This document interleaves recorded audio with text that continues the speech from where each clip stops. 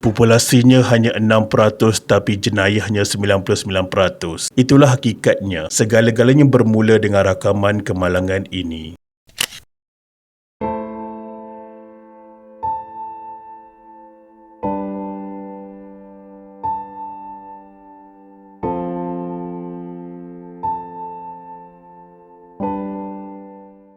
Assalamualaikum, terima kasih dan kami hargai atas komen-komen korang untuk video lepas. Di Kelang, Selangor, seorang penunggang motosikal maut selepas dirempuh sebuah kereta di Jalan Raya Barat. Pemandu kereta terbabit didapati positif dadah dan alkohol.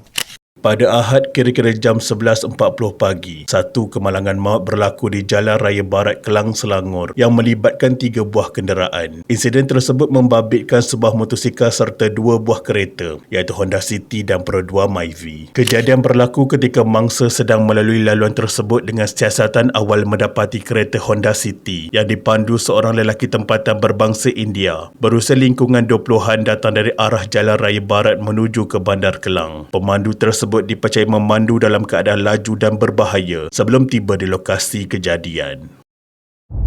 Beberapa kenderaan di hadapannya dipotong secara berturut-turut dengan menyebabkan kereta tersebut berada terlalu hampir dengan laluan bertentangan. Ketika memotong, kenderaan itu akhirnya memasuki laluan bertentangan secara tiba-tiba dan pada masa yang sama, sebuah motosikal sedang datang dari arah bertentangan di laluan yang betul. Sungguh malang sekali. Penunggang motosikal itu tidak sempat mengelak kerana jarak terlalu dekat dan menyebabkan pelanggaran kuat terus berlaku di tengah jalan tersebut. Amat sedih sekali akibat pelanggaran tersebut, penunggang motosikal itu tercampak tinggi ke udara dengan tubuh mangsa kemudian melayang beberapa meter sebelum jatuh di atas sebuah kenderaan Myvi. Kesan hentakan yang kuat menyebabkan mangsa mengalami kecederaan parah dan mangsa disahkan meninggal dunia di lokasi kejadian tidak lama selepas kemalangan berlaku.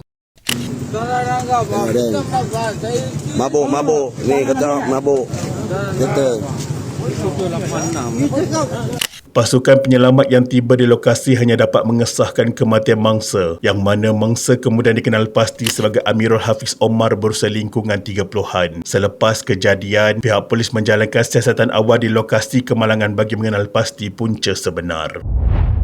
Pemeriksaan awal terhadap pemandu kereta Honda City mendapati dia berada dalam keadaan mencurigakan. Lebih sakit hati, hasil ujian terhadap musibat ini mendapati pemandu berkenaan positif alkohol dan dadah. Suspek yang berusia lingkungan 20-an itu kemudian ditahan bagi membantu siasatan lanjut dan kenderaan yang dipandunya turut dirampas untuk pemeriksaan. Kes tersebut disiasat di bawah Seksyen 44-1 Akta Pengaturan Jalan 1987. Seksyen ini melibatkan kesalahan memandu di bawah pengaruh alkohol atau dadah sehingga menyebabkan kematian. Jika sabit kesalahan, suspek boleh dikenakan hukuman penjara antara 10 hingga 15 tahun. Suspek juga boleh dikenakan denda yang tinggi serta lesen memandu digantung. Selain itu, kes turut disiasat di bawah Seksyen 15-1-A Akta Dadah Berbahaya 1952. Seksyen ini berkaitan kesalahan mengambil atau menggunakan dadah dan jika disabitkan kesalahan, suspek boleh dikenakan denda sehingga RM5,000 atau penjara sehingga 2 tahun.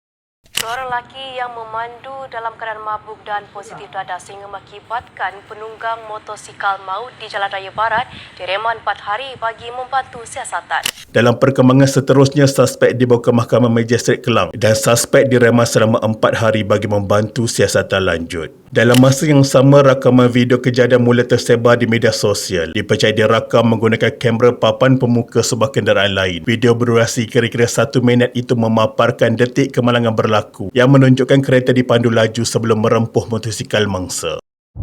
Arwah Amirul Hafiz Omar dikatakan keluar rumah pada pagi kejadian dan difahamkan arwah keluar untuk mencari kelengkapan buku sekolah anaknya. Namun perjalanan tersebut berakhir dengan tragedi yang tidak dijangka. Difahamkan arwah meninggalkan seorang isteri dan 3 orang anak yang masih kecil. Urusan pengebumian arwah kemudian dijalankan pada malam hari yang sama. Jenazah arwah Amirul Hafiz Omar disemadikan dengan kehadiran ahli keluarga dan kenalan terdekat di kampung halamannya di Kampung Repuh Batu Kurau, Perak. Suasana pengebumian dilaporkan berlangsung dalam keadaan hibah dengan kunjungan orang ramai yang datang memberikan penghormatan terakhir. Hakikatnya, kes arwah Amirul Hafiz ini bukanlah kes pertama dilanggar pemandu mabuk berbangsa India yang berlaku di Malaysia. Masih ingatkah anda pada tahun 2020 apabila 3 sekeluarga dan seorang anggota polis dikenali Muhammad Faiz Bakari, Nik Idayuni Hassan, Nik Ifikani Hassan dan Muhammad Fakir Irsyad dilanggar oleh seorang pemandu trailer mabuk Vetri Vel berusia 25 tahun. Dalam kes ini, suspek hanya dikenakan penjara selama 8 tahun dan didenda sebanyak RM80,000. Jun 2022, Muhammad Nazri Syam Aring berusia 42 tahun dilanggar kes Suntara Linggam yang mabuk. Kes ini suspek mengaku tidak bersalah dan minta dibicarakan. Selain itu, kes pada 16 Disember 2023, mangsa Muhammad Ahsan, Muhammad Ayub dan Muhammad Fakri Rozi Fauzi dilanggar oleh sebuah kereta BMW dipandu seorang lelaki mabuk. Tak cukup dengan itu, pada 25 Ogos 2025, Naimullah Muhammad Afendi berusia 23 tahun dilanggar seorang pemandu mabuk dikenali K. Calvin Rush dan suspek berjaya diikat jamin sebanyak RM5,000. Pada 16 November 2024 di Pasir Gudang, mangsa suami isteri dikenali Muhammad Rizwan Muhammad Rudi dan Linda Muhammad Abdul Aziz dilanggar pemandu mabuk dikenali Nagiswara Sanggaram. Sebenarnya banyak lagi kes pemandu mabuk. Kalau nak senaraikan di sini, sampai esok pagi pun tak habis. Tapi, Menteri Pengangkutan Anthony Loke memaklumkan di Parlimen bahawa kemalangan maut akibat pemandu di bawah pengaruh alkohol sebenarnya kekal sangat kecil berbanding jumlah keseluruhan kematian jalan raya sejak 2022. Menurut beliau, hanya 14 kes direkodkan pada 2022 daripada 6,080 kes, diikuti 13 kes pada 2023 daripada 6,473 kes dan 12 kes pada 2024 daripada 6,464 kematian. Manakala setakat Jun tahun 2025 hanya 2 kes direkodkan daripada 3,087 kematian di seluruh negara. Malah pemandu mabuk yang memandu itu memang dikenakan satu hukuman yang berat. Ini kita terserah kepada pihak penguatkuasa untuk menjalankan penguatkuasaan. Undang-undang sudah sedia ada. Cuma kita juga kena memberikan mesej bahawa kemalangan di jalan raya ini bukan sahaja disebabkan oleh pemandu mabuk. Ya, salah satu kategorinya pemandu mabuk, tetapi juga banyak lagi kategori lain termasuk pemandu yang cuai, pemandu yang dalam keadaan membahayakan, pengambilan dada dan sebagainya juga merupakan satu punca kepada kemalangan-kemalangan yang berlaku dalam kemalangan di jalan raya kita. Ya, Anthony, ya. Sekarang bukan soal angka. Tapi kami rakyat tak faham kenapa kerajaan bebal sangat tak nak gubal undang-undang bagi melindungi rakyatnya sendiri. Memandu pegang steering dalam keadaan mabuk itu adalah pilihan. Pilihan yang menyebabkan ada nyawa yang akan terancam. Ini jelas satu pembunuhan. Sampai bila kerajaan nak biarkan kejadian seperti ini terus berlaku? Isteri kehilangan suami yang menjadi tulang belakang keluarga. Anak-anak kecil kehilangan sosok seorang ayah. Ibu bapa kehilangan anak mereka dalam keadaan tragis. Mungkin kerajaan tak akan bertindak selagi mana pemandu mabuk tak langgar anak bini sendiri kot. Bertindaklah sebelum terlambat. Semoga Allah Subhanahu Wa Taala memberikan ketabahan kepada keluarga mangsa. Kita mendoakan Allah Subhanahu Wa Taala mengampuni segala dosa. Allahyarham Amirul Hafiz Omar dan menempatkan arwah dalam kalangan orang-orang yang beriman. Salam takziah buat keluarga. Al-Fatihah. Bayangkan suami saya berat 120 kilo tu boleh melambung macam tu. Tapi Alhamdulillah ada kereta yang sambut dia.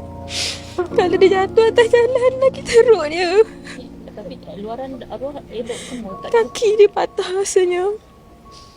Mungkin kepala dia masa orang mandikan adalah cerita macam letak sikit kat sini dengan kaki dia terkulai. Sekarang dia tak ada suami. Anak-anak kecil lagi.